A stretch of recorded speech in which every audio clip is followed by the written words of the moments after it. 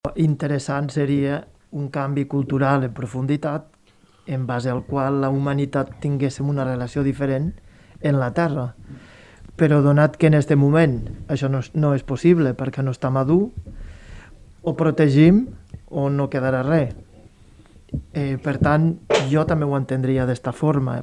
La protecció d'espais naturals podria ser un pas intermedi en l'objectiu de provocar un canvi cultural. De fet, els parcs naturals són la prova, i els espais naturals protegits, són la prova que una economia més humana, més respectuosa en la terra, en els animals, en totes les espècies dels ecosistemes, que una economia així és possible. De fet, els parcs naturals tenen per missió, o com un dels objectius, potser sovint pensem que un parc natural és com un museu per preservar espècies, i no és això, un parc natural. Un parc natural és la demostració que una economia respectuosa en la natura és possible. I per tant, un dels objectius dels parcs és promoure totes aquelles activitats econòmiques tradicionals i respectuoses. Per exemple, la ramaderia extensiva, l'agricultura tradicional, els oficis tradicionals, etc. Per tant, al meu parer, podria ser això, una demostració pràctica que una altra economia més respectuosa en la natura és possible. Podrien ser això, els espais naturals protegits. I creus que caminem cap ahí? O això encara està difícil? Jo no tinc la certesa que caminem cap aquí o cap allà, però sembla que per allà on hem caminat fins ara porta a la destrucció, no només de la humanitat, que també, sinó del planeta Terra com el coneixem. Ja estem veient les evidències del canvi climàtic, etc. Per tant, no sé si caminem cap al bon rumb, però en tot cas sí que seria desitjable caminar cap a una altra relació de la humanitat en la Terra. De fet, som una de les espècies de la Terra. No té sentit destruir-ho tot.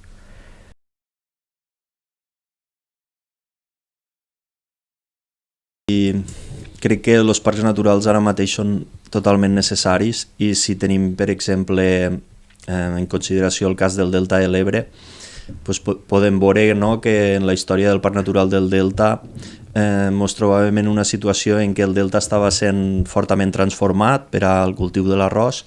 Se van secar algunes basses, algunes llacunes per a cultivar arròs, i va haver un grup de gent que va veure la necessitat de fer el parc natural per a protegir les zones que quedaven encara en un estat natural, no? Això ara és clarament algo que va ser molt positiu de ser fet, perquè si no segurament tindríem més camps d'arròs i pocs espais. La major part del delta ja és de camps d'arròs, però en fi, podria ser encara més gran la proporció de camps d'arròs respecte a zones no transformades, i el que tenim és que, per exemple, turísticament ara el delta té la importància que té, perquè té també les zones protegides i no transformades, no?